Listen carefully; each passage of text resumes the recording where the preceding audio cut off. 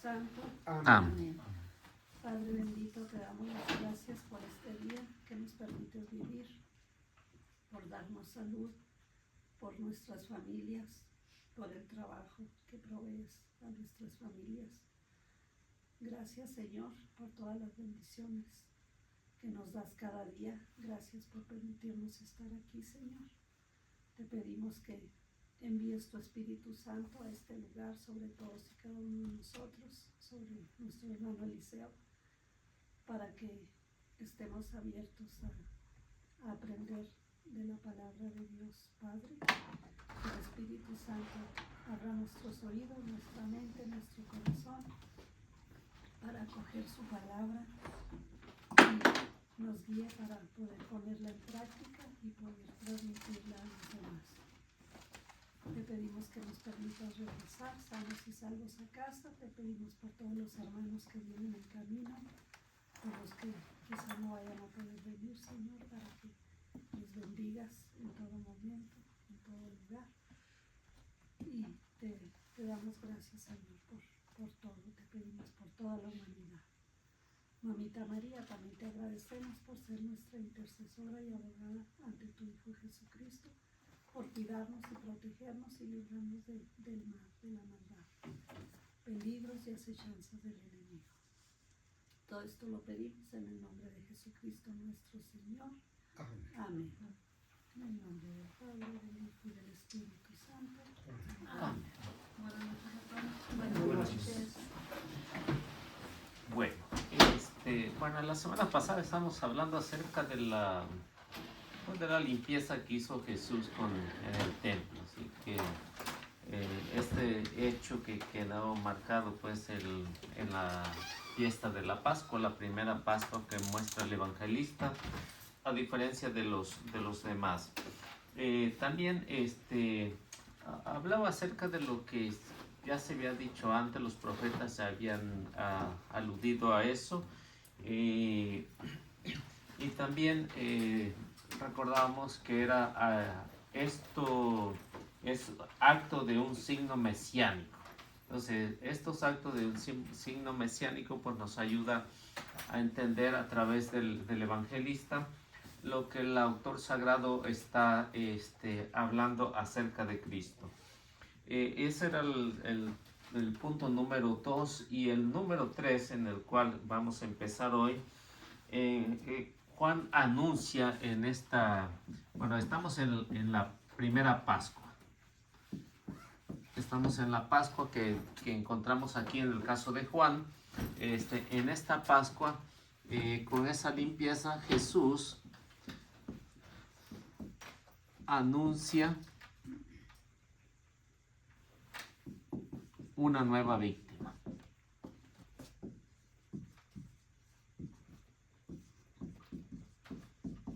Y esa nueva víctima pues va a ser él, ¿no? Desde en el tiempo de Pascua, pues los judíos pues hacían esta gran celebración. Tenían muchas celebraciones, pero esta era una de las importantísimas para el tiempo de Jesús, en el cual pues recordamos que estos son el último simbolismo que encontramos del capítulo 1 al capítulo 2, el último de los simbolismos, en el cual pues va a marcar la historia de la salvación.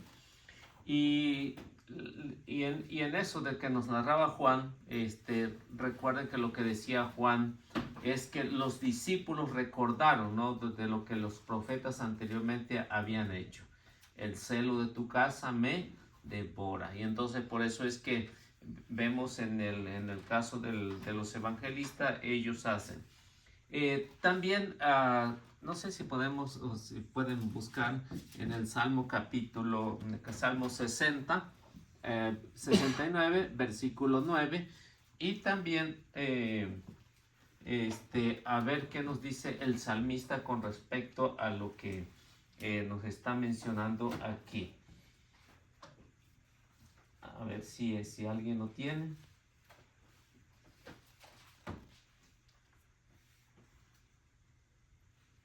¿69? Sí, 69, 9. Oh, 69.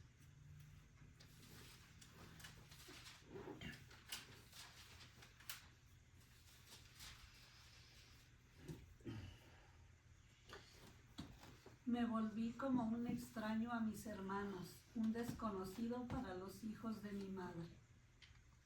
Entonces, como ven aquí, la gente, la misma raza de Jesús no lo reconocieron. Eso es lo que el salmista anteriormente, en este caso que estamos hablando acerca del autor de los salmos, que es David, en el cual se le atribuye la mayoría, él está proyectando lo que Jesús va a ser un desconocido. Aunque lo conocían, lo desconocían. Desde muy pequeño los judíos conocían qué tan grande era Nazaret, pues no era muy grande. Todos ellos se conocían entre vecinos, se conocían muy bien. Pero en realidad lo conocían exteriormente, no interiormente como Dios.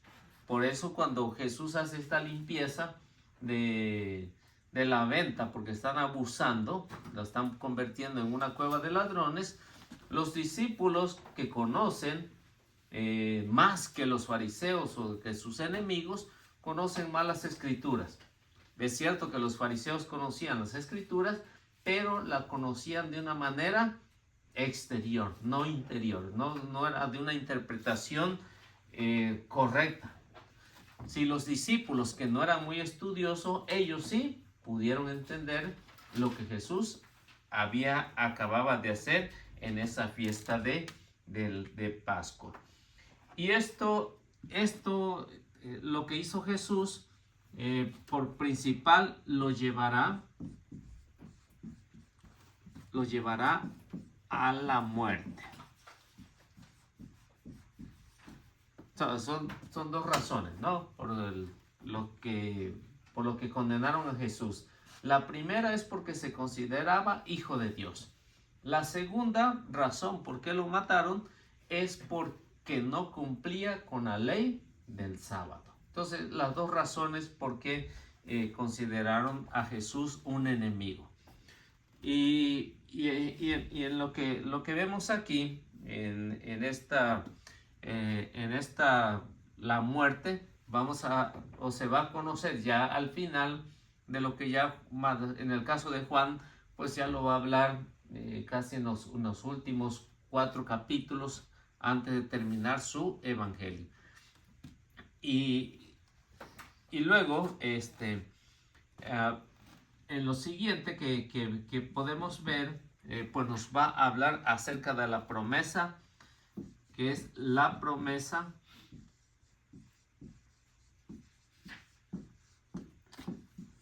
de un nuevo templo.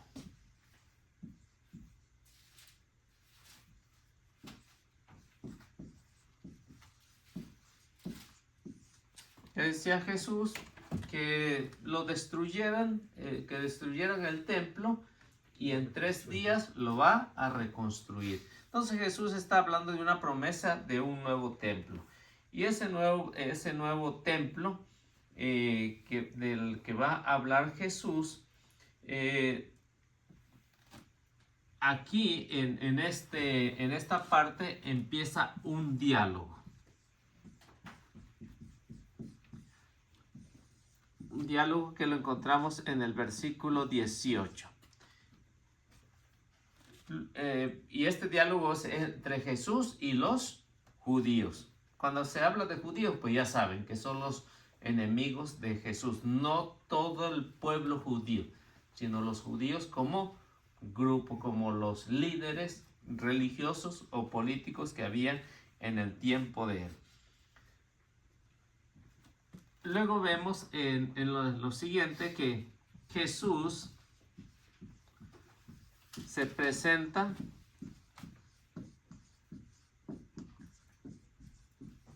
como enviado de Dios. Tan así que lo llama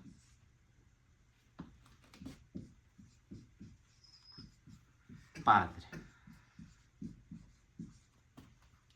Esto es lo que los judíos de su tiempo no podían entender. Entonces, este diálogo que encontramos aquí, que es el versículo 18, nos dice, los judíos intervinieron. ¿Qué señal milagrosa nos muestras para justificar lo que haces? Hay algo aquí que los judíos no entienden. Jesús le está hablando de su cuerpo, mas no le está hablando del templo material. Entonces, este diálogo que empiezan los judíos, los fariseos, empieza en este relato. Entonces, Jesús se va a presentar como lo que es. No le va a andar con rodeo. Jesús es el Hijo, es el enviado. Pero a ese que le ha mandado, le ha enviado, Él lo llama Padre. Estos son los conflictos que van a traer a la muerte a Jesús y lo van a considerar, desde ese momento, lo van a considerar como un enemigo del pueblo. Y esto que según ellos lo conocían. Entonces, la destrucción, bueno, lo que vemos en el versículo, eso es lo que encontramos en el versículo 19. El versículo 19 es lo que va a decir, Jesús respondió, destruyan este templo y yo lo reedificaré en 3 días. Entonces, este diálogo que hay entre ellos es un diálogo más de fricción de los fariseos con Jesús.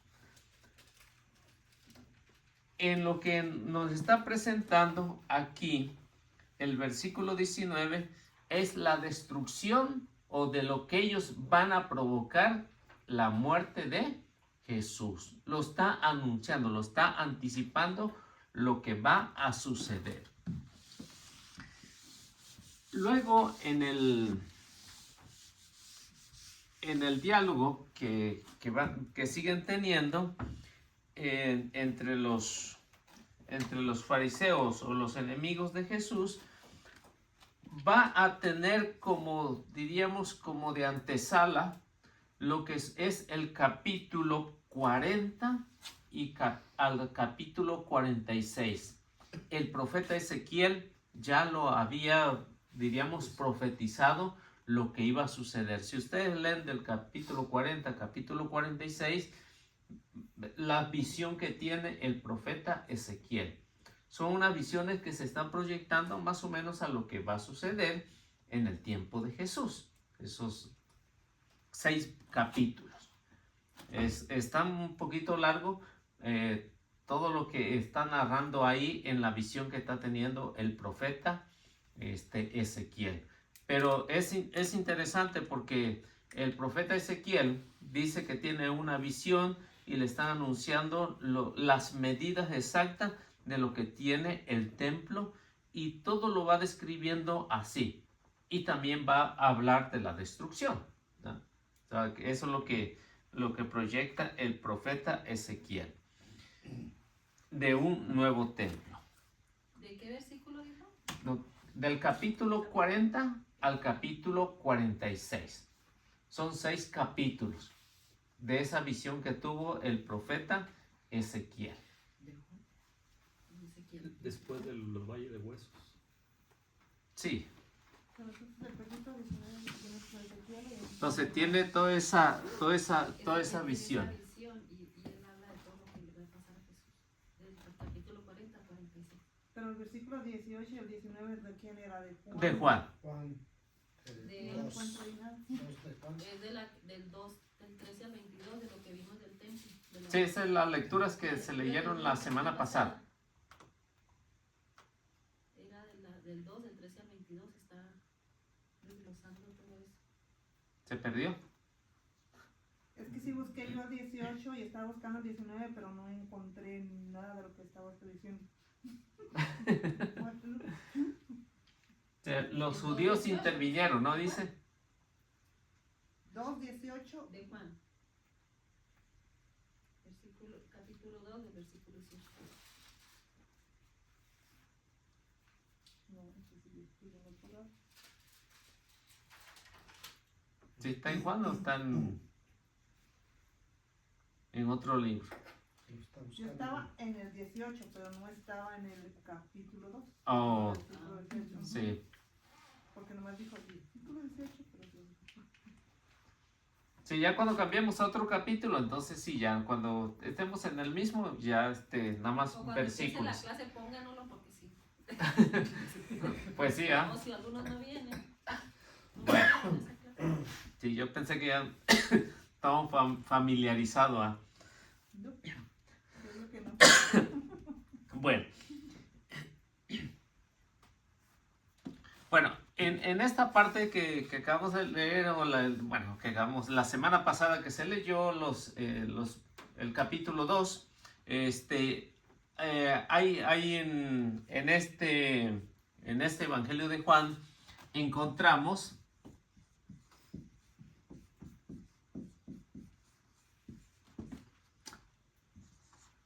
tres sentidos principales.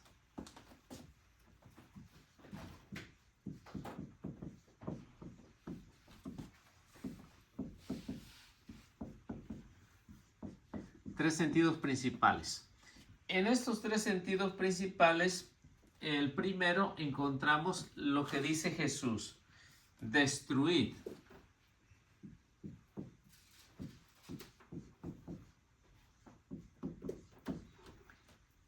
El otro que encontramos es levantaré. Si quiere puede dejarle un espacio para darle la explicación de cada uno. Luego dice levantaré.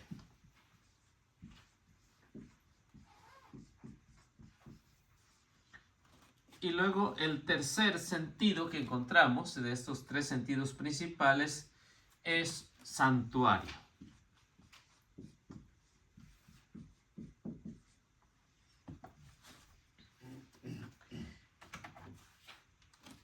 En la primera parte, esto de destruir nos menciona o se puede entender que puede indicar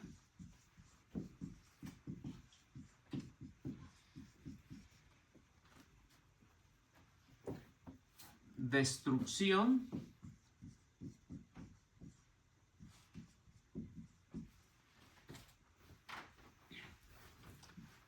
de un edificio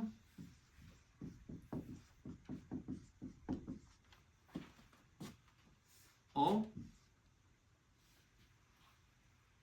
de una vida.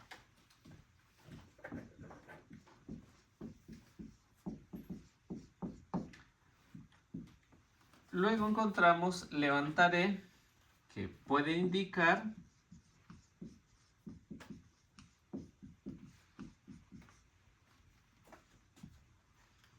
la construcción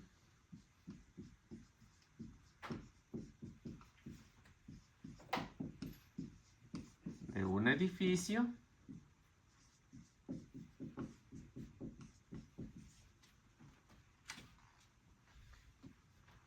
y en lo cristiano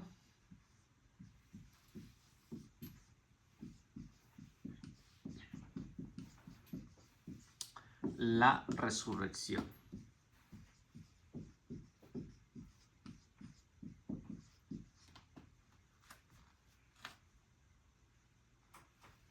De entre los muertos.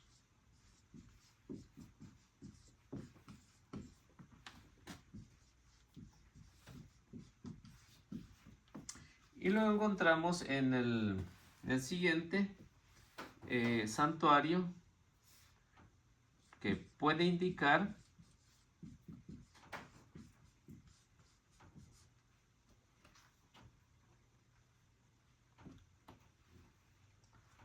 santo de los santos,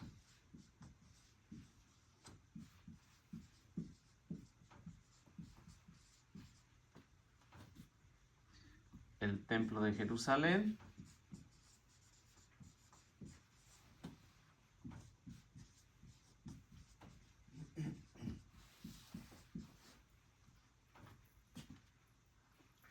o el cuerpo humano,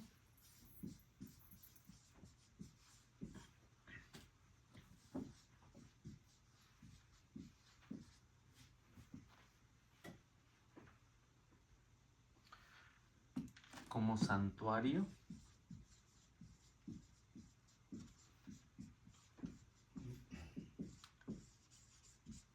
del alma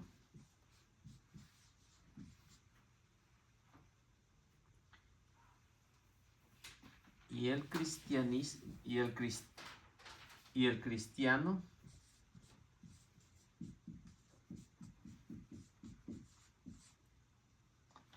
templo del Espíritu.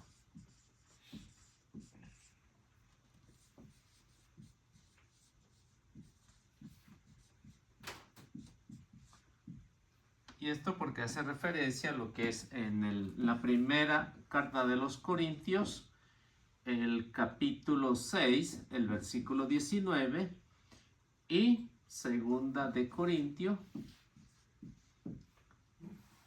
5, 1,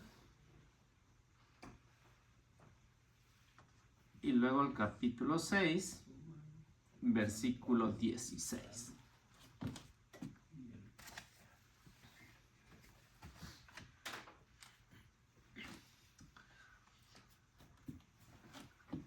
Bueno, estas tres palabras que ha mencionado Jesús aquí, en estos sentidos principales, que nos habla acerca de destruir, en el cual Jesús ya está anunciando lo que va a suceder con él. Por eso dice, destruid este templo y yo lo reconstruiré en 3 días. Entonces, para la mentalidad de los judíos de su tiempo, ellos se quedan en lo material, mas no van a lo espiritual. Aunque ellos, en determinada manera, en ese momento no habían pensado en matar a Jesús. Le traían ganas, ¿cierto? Pero lo traían ganas de expulsarlo. Pero más no le traían, pues ya, diríamos, la mira para matarlo. Hasta después que ya las cosas se pusieron un poco más peligrosas, entonces sí, decidieron matarlo. Entonces Jesús, los enemigos están hablando de una construcción del templo. Jesús está hablando de la destrucción de una vida, qué es lo que le va a causar. Entonces, en este primer sentido principal. Luego dice, levantaré. Entonces, para eso puede indicar la construcción de un edificio, ¿no? Porque ¿cuál es la mentalidad de ellos? 40 años se han pasado nuestros antepasados y tú lo vas a construir en 3 días, ¿no? Entonces, ellos hablaban de un edificio material. Ya en el sentido cristiano, ya es más amplio. ¿Por qué? Porque ya se entiende más. O sea, se entiende el sentido por lo que Jesús resucitó de entre los muertos. Entonces, por eso dice, levantaré. Él mismo, por el poder que tiene como Dios, se levantó de entre los muertos e hizo la diferencia en la comunidad. Jesús está hablando no de lo material, sino de lo que va a suceder en lo espiritual. Entonces, para los judíos, el templo era un santuario. Por eso es que obligatoriamente, al menos en su vida, tendrían que ir una vez a la fiesta de Pascua. Obligatoriamente. Y esto porque el santuario era lo máximo en su tiempo del templo de Jerusalén. Un santuario. Pero que ese santuario lo habían echado a perder. Entonces, en este sentido que encontramos aquí como santuario, ¿cuál era la finalidad de ir? Porque ahí estaba el santo de los santos. Ahora, para nosotros, en este tiempo, sigue siendo santo de los santos. Cuando vamos ahí al tabernáculo, que decimos santo de los santos, ¿no? Y el templo de Jerusalén, como ven aquí, que en el cual pues estaba depositado todo lo que en el Antiguo Testamento se tenía como la ley de Moisés y todos los recuerdos que encontramos ahí o que se encontraban, y la presencia real de Dios. Y es, bueno, como ven, ahí se encontraba en Jerusalén. Ahora, ¿qué es lo que ven los enemigos? Lo ven como un cuerpo humano, que es Jesús, que para ellos Jesús era un simple hombre nada más. Pero para los apóstoles habían cambiado de mentalidad. ¿Y cuándo se da a conocer todo esto? Se da a conocer a como la comunidad cristiana va avanzando, y ya San Pablo va a decir que cada uno de nosotros es templo vivo del Espíritu Santo. Ya no es la construcción con la mentalidad que tenían los fariseos, ya no es así, sino ya es nuestro propio cuerpo. Ahora, nosotros en sí tenemos esa libertad. Todos tenemos esa libertad de limpiar el templo o destruir el templo. O sea, si lo limpiamos, qué bien. O si lo destruimos, qué mal. Porque al fin y al cabo dice San Pablo que el que destruye su cuerpo, ¿qué es lo que va a pasar? Dios lo va a destruir también, ¿no? No sé si, bueno, vamos a ver 1 de Corintios, no sé si lo tienen ahí. 1 de Corintios, capítulo 6, versículo 19. Otro puede buscar 2 de Corintios 5:1. Y otro puede buscar 6:16.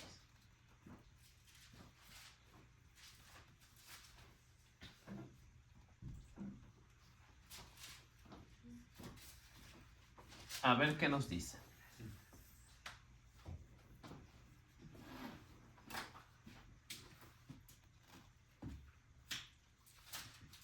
¿Puedo borrar esto de arriba?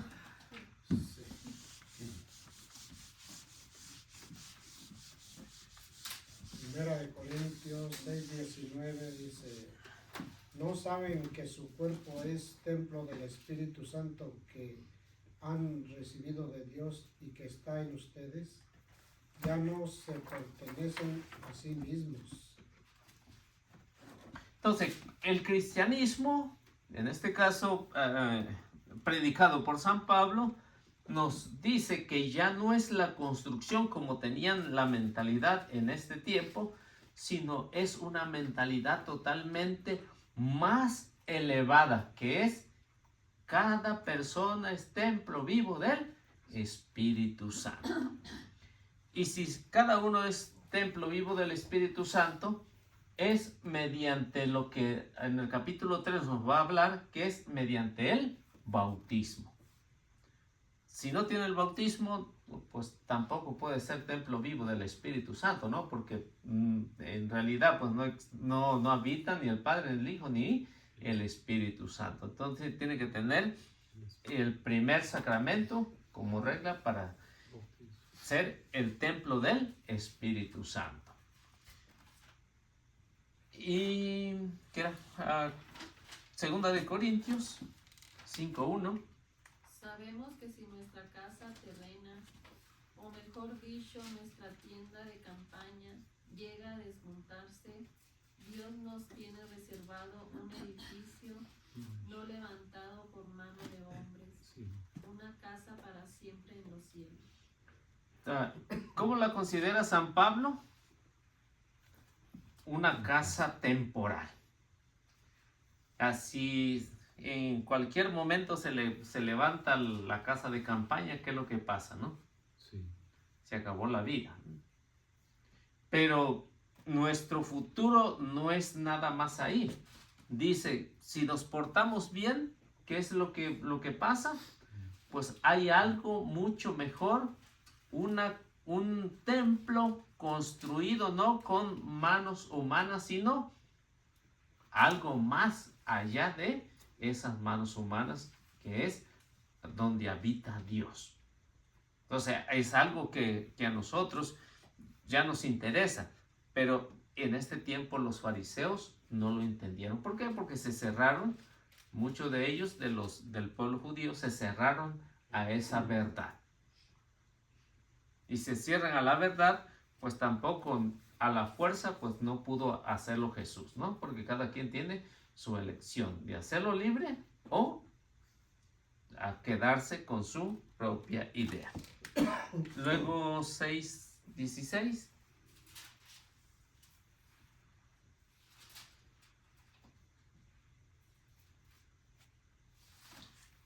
¿Qué tiene que ver el templo de Dios con los ídolos?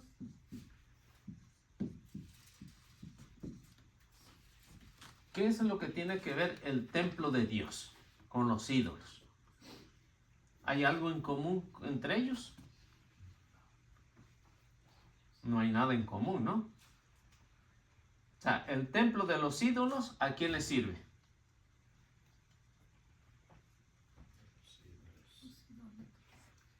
Al demonio, ¿ah? Al demonio, a los idólatras. Pero el templo de Dios, ¿a quién le sirve? A Dios. Es decir, si yo digo que soy templo vivo del Espíritu Santo, porque lo está hablando en la primera carta, ¿no? El primero que vimos. Luego en la segunda carta hay ciertas dudas. ¿Qué es lo que está haciendo San Pablo? Dando una respuesta. Si yo soy templo vivo del Espíritu Santo, ¿a quién le sirvo? Si yo no soy templo vivo del Espíritu Santo, ¿a quién le sirvo? O sea, la casa de Dios no tiene nada en común con la casa de los ídolos. Por eso el cristianismo ayuda a entender lo que Jesús hizo aquí, ¿no? Anunciando su muerte, lo reconstruiré en 3 días. Entonces va más allá. Y eso es lo que los fariseos o los judíos no entendían. Jesús anuncia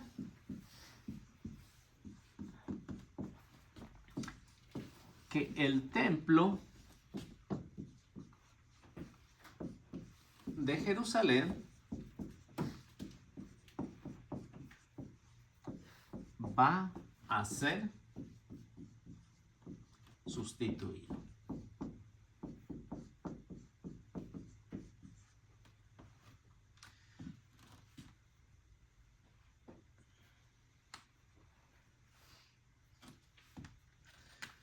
Y esto va a ser sustituido por uno mesiánico.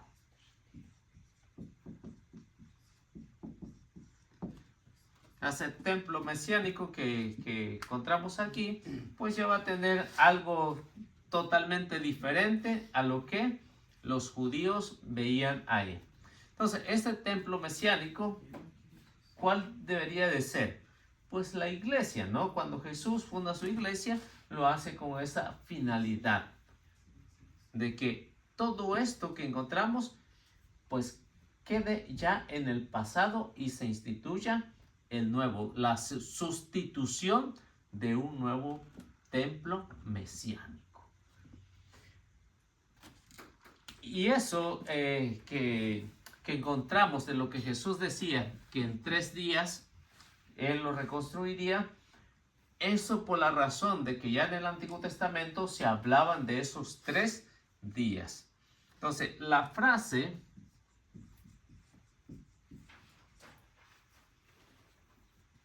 de 3 días es una locución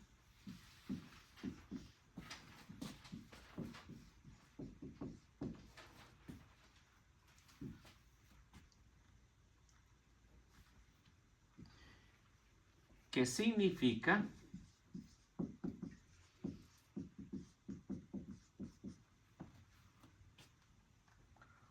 un corto lapso.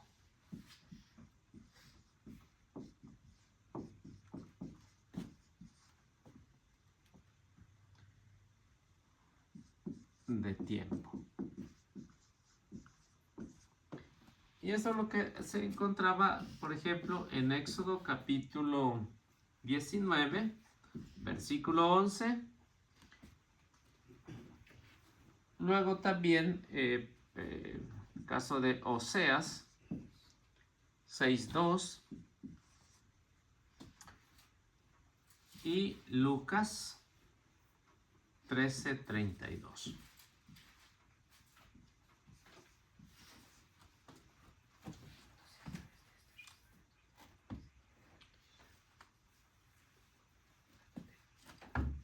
Entonces, cuando Jesús anuncia todo esto, lo hace con esa intención, porque ya ellos entienden, los que quieren entender, entienden esta frase de 3 días. Por eso es que Jesús hace alusión a eso.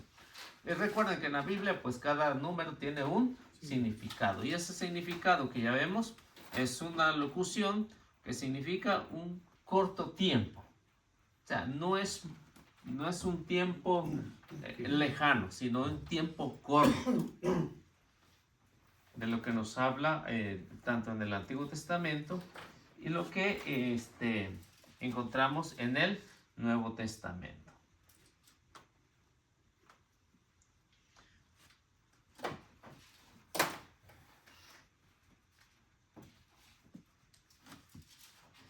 ¿Y qué es con indicación de eso? Entonces, los judíos en sí, de lo que vemos ahí, se quedaban nada más en lo material, pero más no iban a la frase de lo que Jesús les proponía en ese momento. A ver quién tiene Éxodo.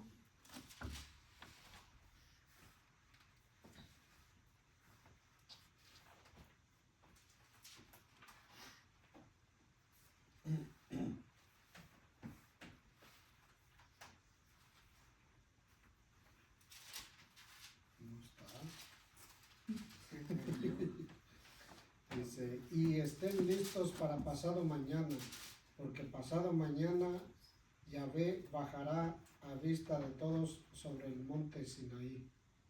Entonces, un corto tiempo. Pronto vendrá la presencia de Yahvé. Pasado mañana, dice, ¿no? Entonces, está en el presente, está mañana y luego pasado mañana. 3 días. Luego, alguien que tenga Oseas. Dentro de poco nos dará la vida. Al tercer día nos levantará y viviremos en su presencia. ¿Qué es lo que está haciendo el profeta? Está haciendo alusión de lo que Jesús iba a hacer, ¿no? ¿Qué es lo que dice? Hoy mueres y al tercer día resucitará y estará en la presencia de Dios. Esto el profeta ya lo había dicho. Por eso Jesús toma esos significados y lo plasma ahí. Para que los estudiosos, si realmente quisieran entender, lo entendieran muy bien. Porque eran los que interpretaban todo el Antiguo Testamento, ¿no? Luego, ¿qué nos menciona Lucas? Jesús les contestó, vayan a decir a ese zorro, hoy y mañana expulso demonios y realizo curaciones y al tercer día llegaré a mi término. ¿Sí? Entonces, ¿qué es lo que está hablando? Un corto periodo, un corto tiempo de lo que va a suceder. Entonces le están mandando ahí un recadito a Herodes. Un recadito que pues sí estaba un poco fuerte, ¿no?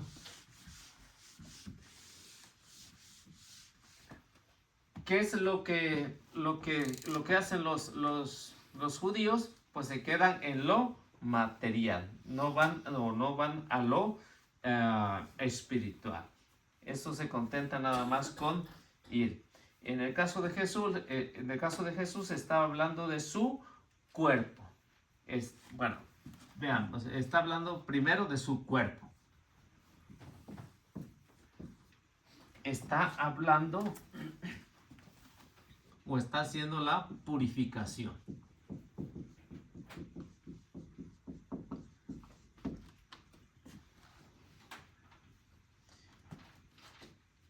Está anulando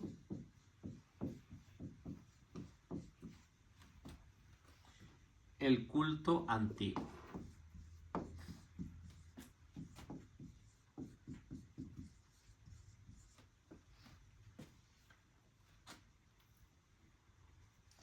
está hablando de su muerte y resurrección.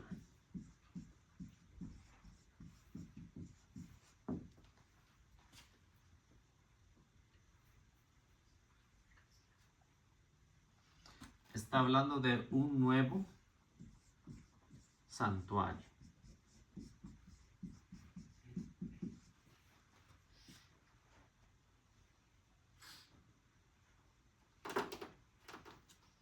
Y está hablando de un tabernáculo.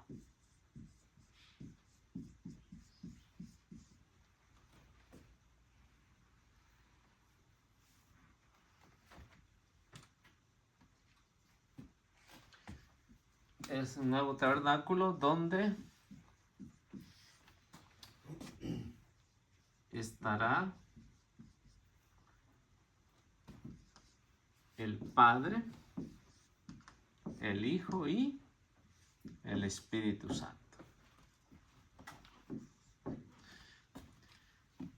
Entonces, en resumen de lo que vemos aquí, Jesús no estaba hablando de lo material, estaba hablando de su cuerpo, está hablando de una purificación, se había echado a perder, está anulando un culto que era nada más exterior para entrar en lo interior, que esto se va a realizar con su muerte y se va a dar a conocer con la resurrección. Y este es un nuevo santuario, donde no nada más va a ser para los judíos, sino va a ser para toda la humanidad. Lo que decía en el caso del Evangelio de San Mateo, ¿no? Ir por todo el mundo. Y este nuevo tabernáculo, donde estará la manifestación de lo que es el Padre, de lo que es el Hijo y de lo que es el Espíritu Santo. Entonces, de esa manera vemos, bueno, yo ahorita lo entendemos, ¿no? Pero para ese tiempo era demasiado profundo, para ellos no lo pudieron entender los judíos. ¿Quiénes lo entendieron? Los más sencillos, que parecía que no tenían esa capacidad, no tenían esa enseñanza. Ellos sí lo entendieron muy bien y captaron muy bien la enseñanza de Jesús. Bueno, ¿alguna pregunta que tengan hasta aquí? Yo tengo una. A ver. Cuando habla del culto antiguo, ¿cuál sería ahí? Todos los ritos que hacían, desde la purificación de los pecados, que es lo que se hacía en Pascua. Entonces, todos esos cultos quedan anulados. ¿Entraría también ahí el holocausto? Todo lo que se hacía de sacrificio, todo lo que se hacía. Ese es el culto de la antigua alianza. Correcto. Para la persona que era muy pobre, unos pichones, una paloma para la purificación. Si tenía más dinero, podían comprar un cabrito o un cordero. Entonces, ese era el culto, todo el rito que hacían para la purificación. Oiga, pero los sacrificaban y se los comían o nada más los dejaban así. Parte era para los sacerdotes, porque de ahí se comían junto con su familia, pero parte de ellos eran para consumirlos por el fuego. Se consumían por el fuego todo. Entonces era el culto. Agarraban lo mejor, ¿no? El pernil. Sí, o sea que partes del que estaba establecido desde el Levítico, ¿no? El Levítico, ahí estaba establecido qué parte se debería de consumir, que en diferentes secciones, ¿no? Diferentes secciones, qué es lo que más le agradaba a Dios, cada uno de los sacrificios. Pero puerco no comían, ¿verdad? No. Eso no lo sacrificaban. No, puerco no. Nada de eso. Ni todo lo que eran animales impuros. Todo lo que eran animales impuros, pues ya quedaban descartados. No es que fueran animales impuros, ¿no? Sino porque los pueblos paganos pues lo ofrecían a sus dioses, por eso lo empezaron a considerar como impuros. O sea, no parecerse a los pueblos paganos, ellos hacen una lista de animales que ellos consideraban puros, ¿no? Pero en realidad no hay ningún animal que sea impuro. Entonces también los judíos, bueno, en el momento que ya Jesús anuló todo eso también, o sea, toda la cultura de los judíos pararon con todo eso. No, ellos aún no lo hacen como se hacía realmente en el Antiguo Testamento. Siguen cumpliendo algunas partes, no todas, siguen cumpliendo y mucho de eso pues las omiten. Mucho ya de lo que estaba establecido, lo que era en el libro de Números, Levítico, parte de lo que es el Éxodo, mucho de eso ya lo han omitido, ¿no? Entonces, ¿qué es por ejemplo, lo que más ellos celebran? Pues la Pascua, ¿no? Hacen su sacrificio del cordero, tal a como lo establecía en el Éxodo. Pero ya sacrificar un animal para el perdón de los pecados, pues ya no lo hacen, ¿no? No lo hacen. Y más aquí, ¿no? Pues tampoco lo dejan, ¿no? O en otros países donde está prohibido, pues tampoco no lo hacen. Pero sí hacen la celebración de la Pascua, no tan así como se hacía en el pueblo, en Jerusalén, no tan así. Pero sí lo siguen haciendo. Siguen recordando esas fiestas. Oye, Elisa, entonces eran impuros porque los ofrecían los paganos. Sí.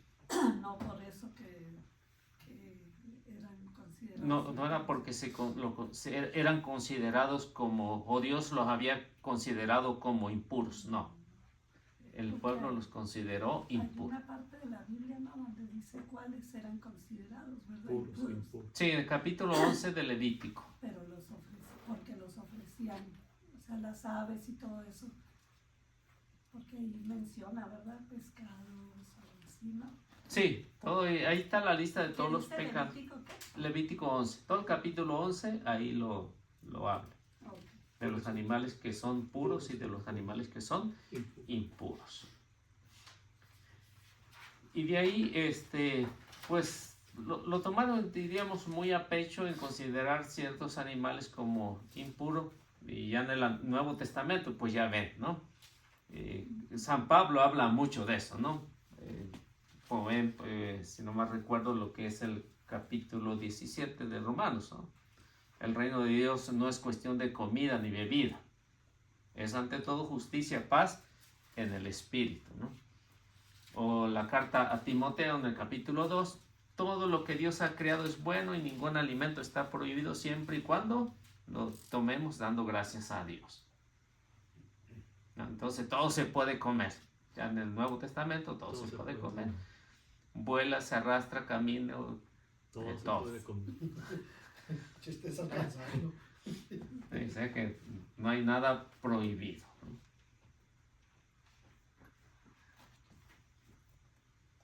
¿Estás buscando? ¿Sí lo encontró? ¿Qué lo encontraste? Sí, ahí dice, ¿no? Ahí está la lista de todo. De todo lo que se puede comer y de lo que no se puede Comer. comer. Ya con hambre hasta las víboras la llevan. Sí. Sí, allá con nosotros no se escapaban. Sí.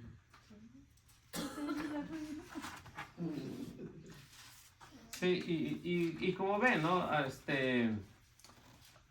Para los judíos era muy asqueroso en el tiempo de Jesús, o después del tiempo de Jesús era muy asqueroso. Si alguien comía lo consideraban también impuro, ¿no? Pero cuando Jesús anuncia la destrucción del templo, muchos no creyeron, ¿no?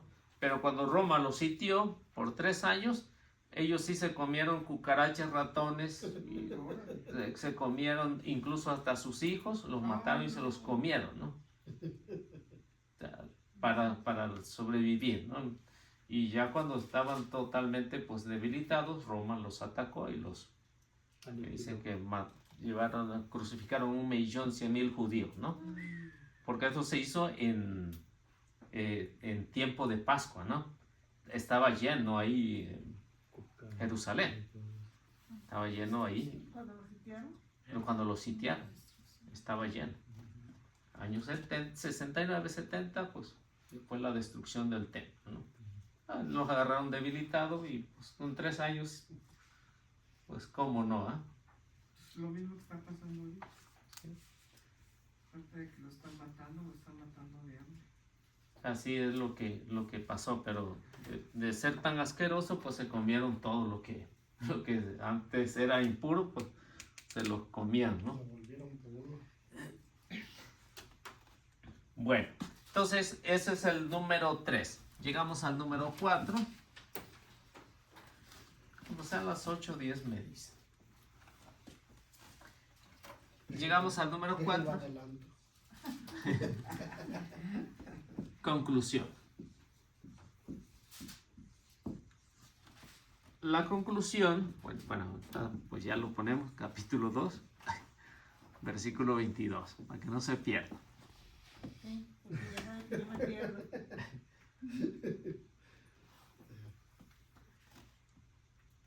La conclusión.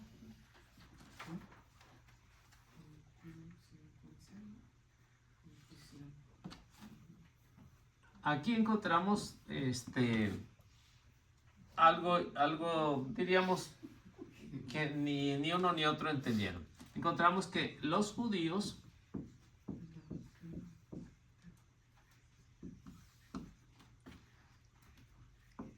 ni los apóstoles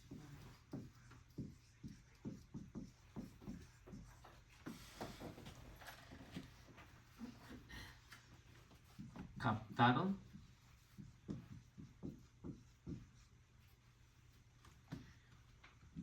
el hecho de la resurrección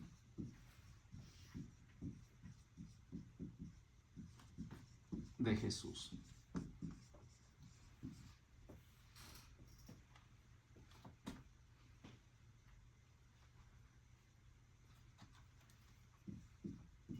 Y la donación del Espíritu.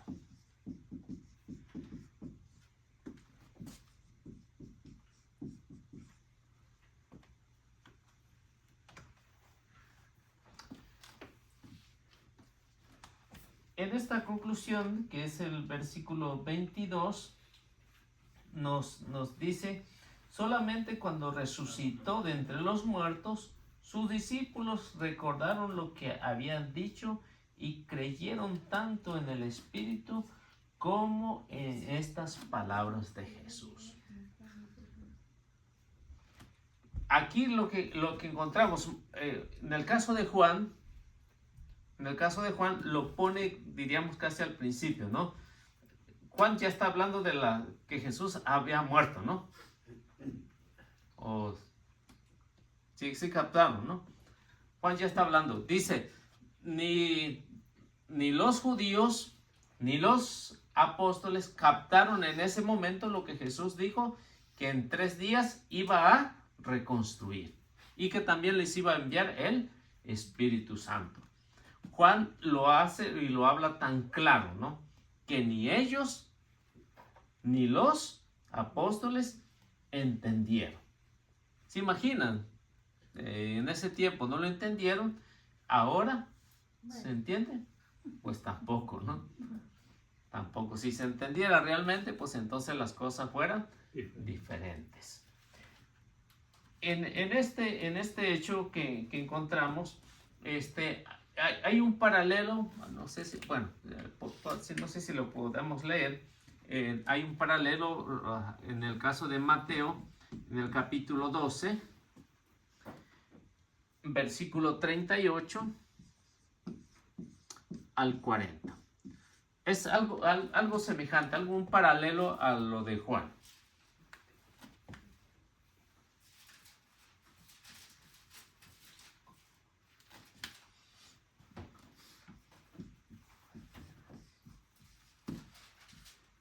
Yo creo que sí han escuchado este relato, ¿no?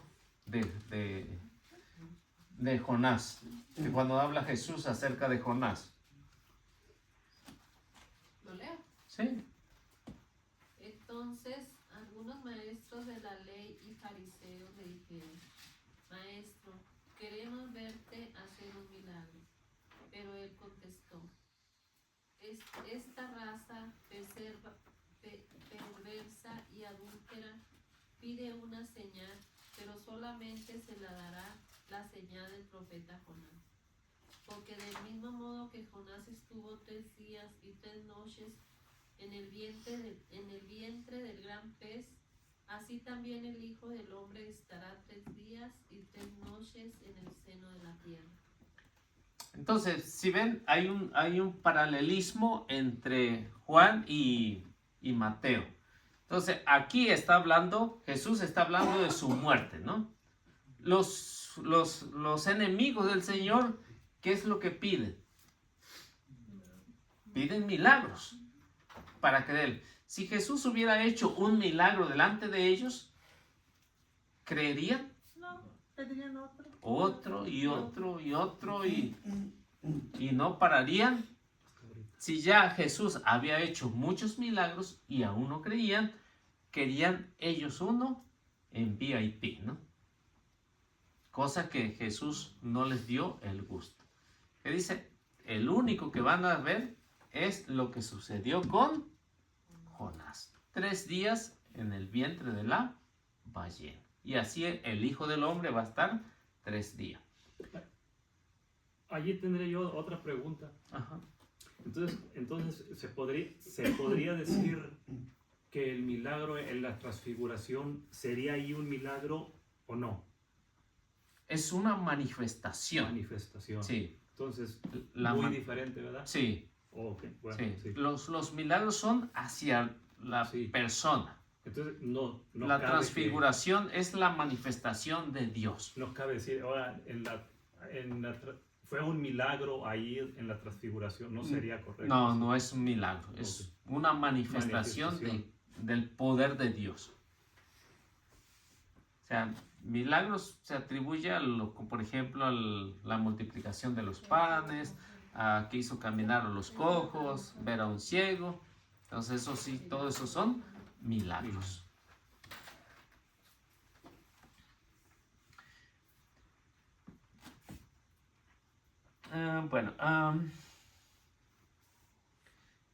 Entonces, bueno, ya lo que vimos aquí, entre que los judíos ni los apóstoles entendieron nada.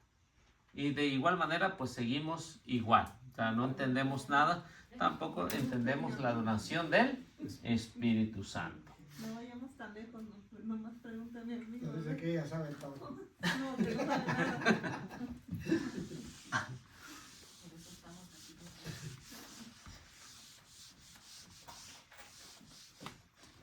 Pero en el caso de los discípulos, sí entendieron. Esa es la diferencia. Los demás terminaron amachados y no creyeron. Aunque se les habló de la resurrección de Jesús, se le habló del Espíritu Santo y siguieron igual. Ese es el peor de los problemas para los judíos. Porque aunque vieron, no vieron. Pero pues veamos a Tomás, y Tomás que estaba ahí tuvo tantas veces. Sí, dudó de la resurrección, ¿no? Pero al final y al cabo Terminó creyendo. terminó creyendo. Pues sí, pero tuvo Sí. que tener a... Sí, pero si vemos, ¿no? Fue el más honesto de todos. Ujú. Desde el punto de vista cristiano, fue el más honesto. Sí, más bien. ¿Sí? Porque los demás tenían también sus dudas. dudas. Ah, tenían también sus dudas, pero Tomás quiso comprobar por su propia mirada, por su tacto, por lo que quieran, pero quiso comprobar. Fue el más honesto, aunque muchos le dicen, ¿cómo le dicen a Tomás? El incrédulo, ¿no? Pero si vemos, es el Sí, es el más honesto. más honesto, que no se dejó llevar por lo que los demás decían. Y ese es el problema de la humanidad de hoy, ¿no? Que se deja llevar por lo que otros dicen. No lo comprueban por su propia cuenta, ¿no? Y esto es lo que nos pasa en la actualidad. Eliseo, tengo otra pregunta. Como dice, la transfiguración es una manifestación. El nacimiento de Jesús, ¿es también manifestación? Bueno, en ese sentido sí. En ese sentido porque se habla de la epifanía, ¿no? Es la manifestación de Dios. Y por ejemplo, las apariciones de la Virgen, ¿son milagros o Ya, bueno, y eso ya sería un milagro. Ya serían un milagro de las apariciones de la Virgen María en ese sentido. Pero no sería una manifestación, ¿no? No sería una manifestación, sino un milagro. Porque la manifestación únicamente es de Dios cuando se manifiesta con todo su poder. Y en sí la Virgen María pues es la encargada nada más de llevar el mensaje. Nada más, como cualquiera de nosotros, ¿no? Como los hermanos protestantes. ¿De cuáles? ¿Por qué aparece con tantos nombres? No. Llave. No, Ay, la Virgen. Virgen. Ah, la Virgen. poner el nombre Oh. depende de donde No se te aparece? parece. Ajá, ¿de dónde se ve? Sí, Y es donde somos más criticados por los hermanos protestantes, que porque tenemos tantas vírgenes y tú les dices que nada más hay una. No, pero que no. O sea, Pues ya hasta uno, yo me acuerdo que yo ya estaba grande y yo no entendía. Hasta apenas ya ahora que estoy en el camino de Dios, pero yo también me confundía. sí, ¿Cuántas vírgenes hay? sí, eso es lo que muchos piensan que son muchas vírgenes María. No, es una sola. sí, Sí, la Pero lo más enviaron. bonito de todo esto es de que se manifiesta en muchos lugares, ¿verdad? Porque ahora que fui a Medjugorje, pues ahí la adoran y se manifiesta ahí cada rato. Y en México yo no he oído que haya muchas manifestaciones últimamente. Y allá en Son Medjugorje, milagros, no son manifestaciones. Allá la bueno, adoran. que no, pero ella se aparece. Y allá la No, adoran. no, lo que pregunté ahorita, si la Virgen es manifestación, No. es milagro. que por solo Dios tiene Y ese veneración. poder. Entonces, ven- ¿ella qué es? Milagro. ¿Un milagro? Ujú. Oh. Nos La aparece venera, milagro. ¿no?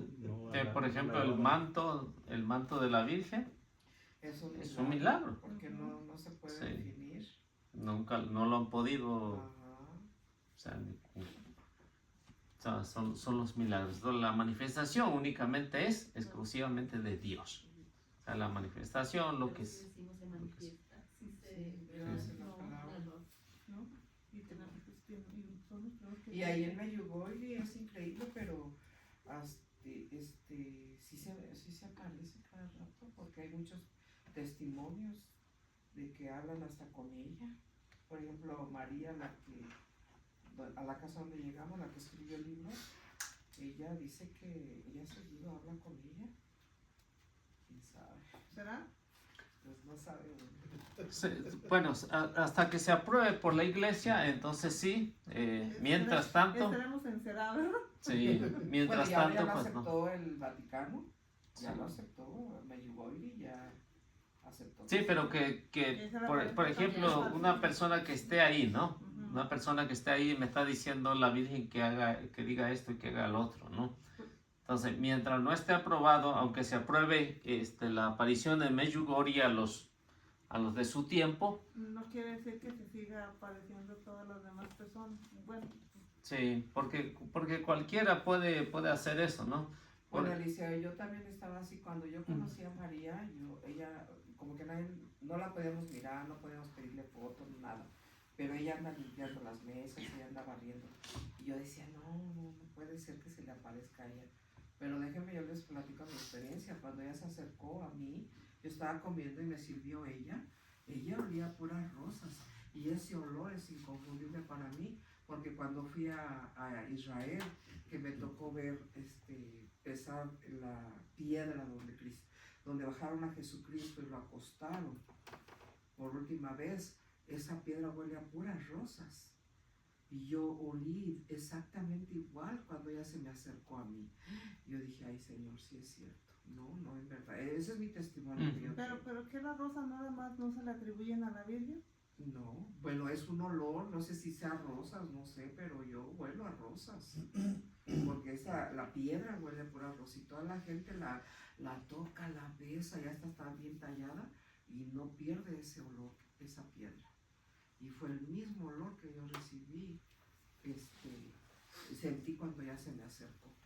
Entonces yo dije, no, pues la verdad es que yo sí creo que a ella se le aparece. Sí, pero digo, hasta que no la iglesia no esté segura de que si realmente está... ¿Qué sacerdote? Hay un sacerdote, bueno, hubo un sacerdote 8 que- 11. que a él se le aparecía el demonio y se le parecía hasta como la Virgen, pero ¿cuál era? Sí, lo he escuchado. Pío, el Padre Pío. No. Sí lo he escuchado, pero no recuerdo Sí, ahorita el nombre del tampoco padre. es, no sé si es, ¿Es un padre? sí, está fácil, sí, es un, sí. Pero él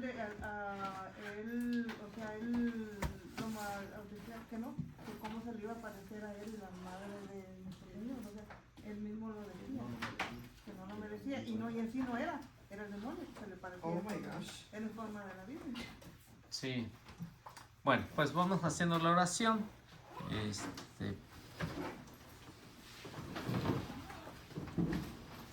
Bueno, en nombre del Padre, del Hijo, del Espíritu Santo. Señor, en esta hora te agradezco por darnos esta oportunidad de poder terminar con este año de clase y agradecerte por cada uno de los hermanos que hoy estuvieron aquí, por los que no pudieron venir por algún inconveniente. Te los encomendamos delante de tu presencia para que a través del Espíritu Santo abras mente y corazón y que todo lo que hayamos aprendido hoy podamos llevarlo a nuestros hogares y poder dar testimonio de lo grande que eres tú, Señor, y también encomendarte a todos los que a través de este medio van a verlo por diferido, este programa, para que les sirva de formación y que puedan también llevar a cabo esta misión como la llevó tu apóstol San Juan. También para que nos bendigas en esta noche para descansar, retirarnos a nuestros hogares para que lleguemos con bien. Danos tu bendición a través de tu Madre Santísima y que sea en el nombre del Padre, del Hijo y del Espíritu Santo. Que Dios me los bendiga y nuestra Madre Santísima los acompañe siempre. Y nos vemos el próximo año, si Dios quiere, a través de este canal, a ver qué nos para.